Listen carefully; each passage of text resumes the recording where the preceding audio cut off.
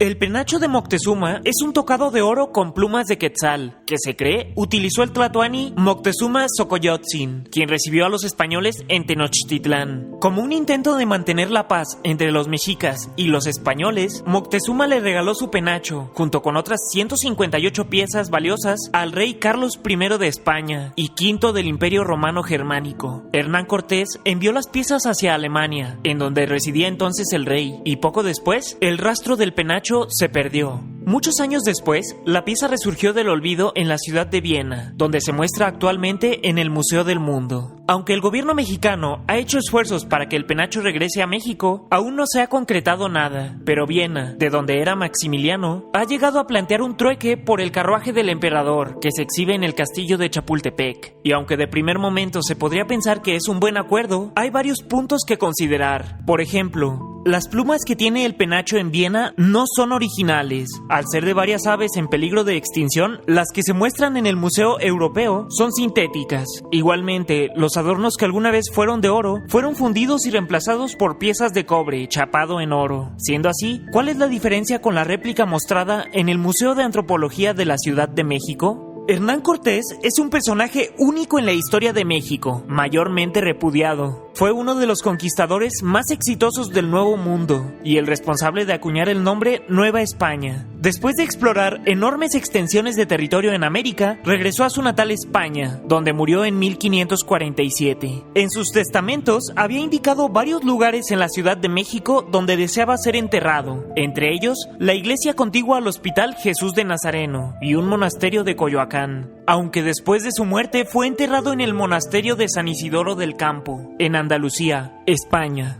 Fue hasta 1566 cuando uno de sus hijos, siguiendo la voluntad de Cortés, trasladó sus restos a la Nueva España y los depositó en el templo de San Francisco de Texcoco. Durante los años siguientes, los huesos fueron movidos varias veces hasta terminar en 1794 en la iglesia de Jesús de Nazareno, donde originalmente el conquistador quiso descansar eternamente, adornado por un busto de su persona. El descanso eterno resultó ser menos de 30 años, pues en 1823, con la independencia mexicana ya lograda, se vino una oleada de sentimiento antieuropeo por todo el territorio nacional y una enardecida muchedumbre decidió profanar los restos del conquistador y destruirlos. Consciente del valor histórico de los restos, el ministro Lucas Alamán, con la ayuda de trabajadores de Jesús de Nazareno, logró infiltrarse al templo antes de la llegada de la muchedumbre, extrajo los huesos y los escondió improvisadamente en el hospital aledaño. La turba ingresó al templo y desmanteló todo lo que hiciera referencia a Cortés. El busto de bronce fue expulsado hacia Italia, haciendo creer a la población que los huesos también habían sido enviados a Europa. 13 años después, Alamán escondió nuevamente los huesos en el templo de Jesús de Nazareno, y en algún momento antes de morir, envió una carta secreta a la embajada española en México, revelando la ubicación de los restos. O bien la carta se perdió, o se mantuvo en secreto, los huesos permanecieron escondidos en el mismo lugar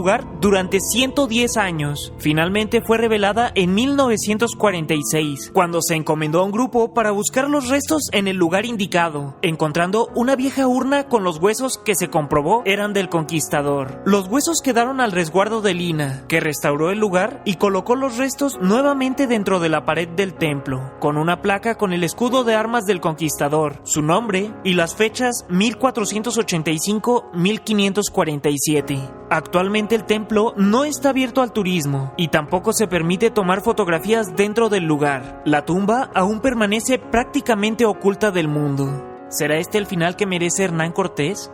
Melchor Ocampo fue un liberal radical que participó en la revolución de Ayutla para derrocar a Santa Anna. Fue gobernador de su estado natal, Michoacán, durante la Guerra de Intervención estadounidense. En la Reforma, escribió y promovió leyes para separar a la Iglesia del Estado, incluida la famosa Epístola de Melchor Ocampo, que es leída a todos los matrimonios hechos por el civil. Durante la Guerra de Reforma, fue el ministro de Gobernación de Juárez y firmó el controversial acuerdo McLean-Ocampo, que por fortuna nunca fue ratificado. Este personaje tuvo un abrupto final al ser capturado por los conservadores y pasado por las armas en 1861. En vida llegó a afirmar: "Mi corazón pertenece al Colegio de San Nicolás", una frase que fue tomada literalmente, pues en el centro de Morelia, dentro del colegio que ahora es conocido como Universidad Michoacana de San Nicolás de Hidalgo, es posible encontrar en un frasco con formol el mismísimo corazón de este crucial personaje histórico. ¿Qué piensas al respecto? Para mi Watchers, yo soy Snooty Aaron. Visita el canal de 90293 Mike. Cuenta con videos muy interesantes de México y el mundo. Hasta la próxima.